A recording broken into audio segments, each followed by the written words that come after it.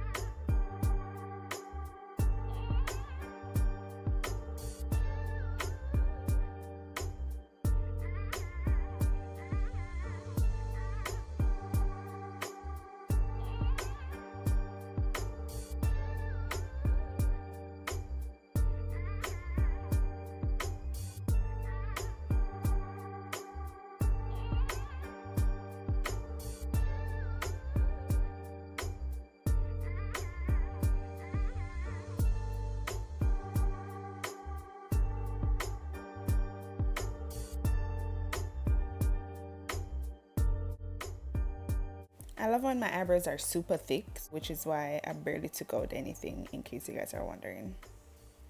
And the runners up are my feet. So I soaked and scrubbed my feet off camera, and I'm basically curling them up right there because I don't want them to kill me zine.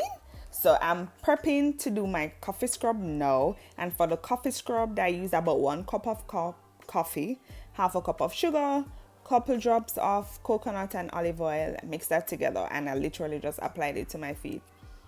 This is a great exfoliant, and it helps to remove dead skin cells, which apparently boosts circulation.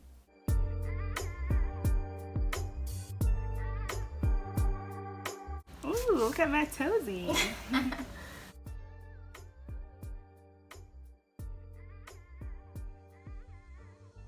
So I let the scrub sit on my feet for a couple minutes, then I rinse. You guys, after I did this coffee scrub and I dried off my feet felt so moisturized and soft.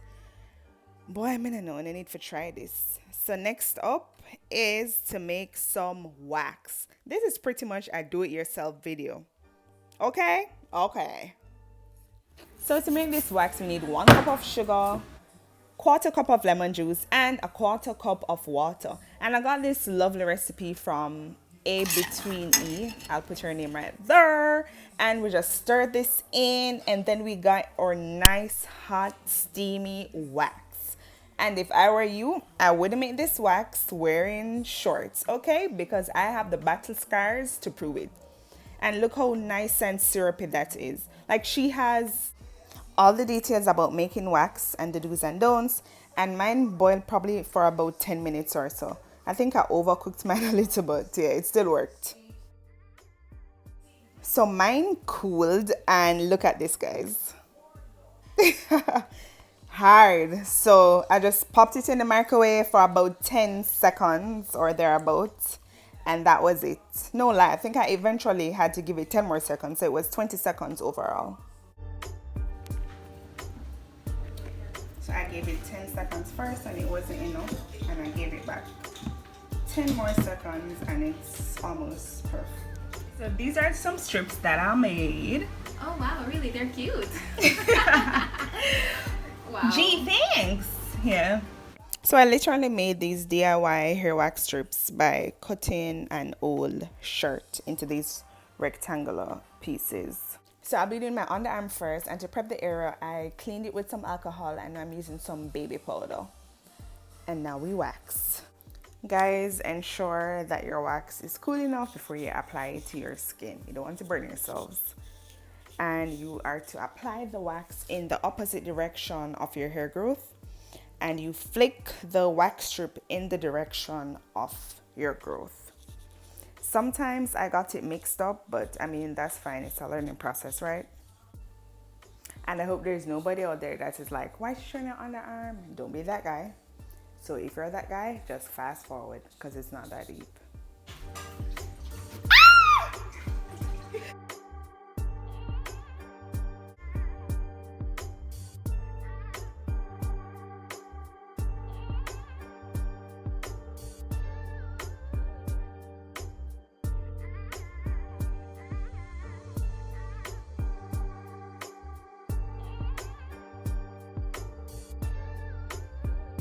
And I just cleaned the air to get rid of excess sugar and applied some oils to it.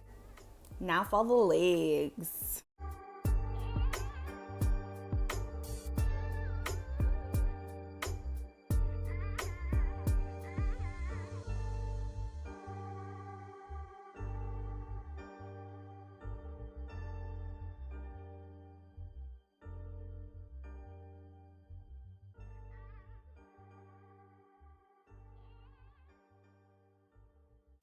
So that white fabric that my feet is resting on is the t-shirt that I cut up and turned into wax strips. And you guys will know when your wax needs to be reheated when it's hard to spread. So it's definitely the hardest part about this entire process for me because my wax kept cooling on me really fast, so I had to be warming it up a lot of times. I guess next time if I do this, I could probably get some warm water and just rest it in it so it keeps at that nice temperature where it's easy to spread. Can y'all spot the difference? No? Okay.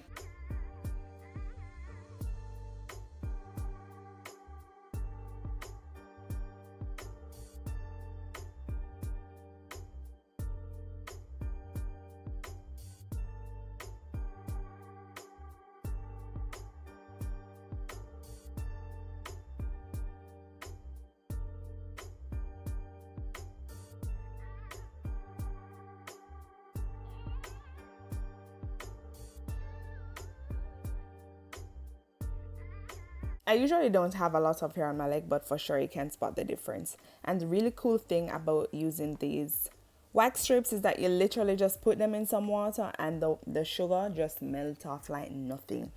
And you wash them, make them dry, and you use it again.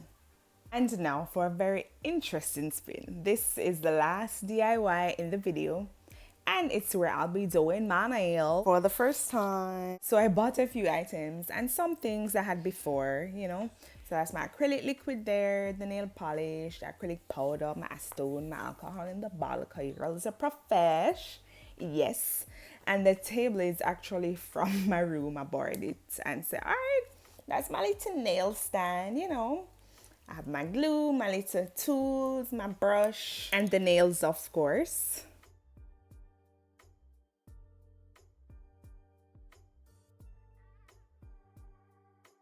So I'm just preparing my nails for the process. I'm pushing back my cuticles and I'm gonna buff down and clip up and clean up and all of that jazz.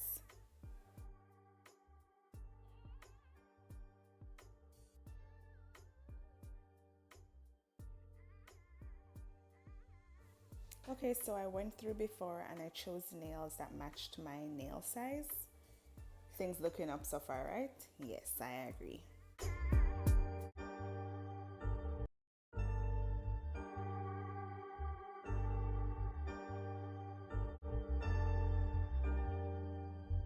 I don't know if this is a good or a bad idea, but I'm just going around the nail and reinforcing it with nail glue.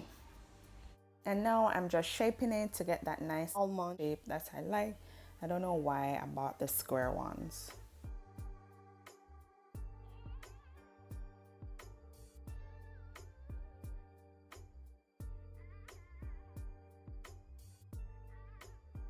You guys see how ready I am? You thought, because I don't have any nail primer. I realized when it was way too late, so I had to do without. So hopefully these nails last for at least a week or two or so. I mean, it's not that deep, but you know. No, this is actually pretty hilarious. I am applying acrylic without nail primer. Wow.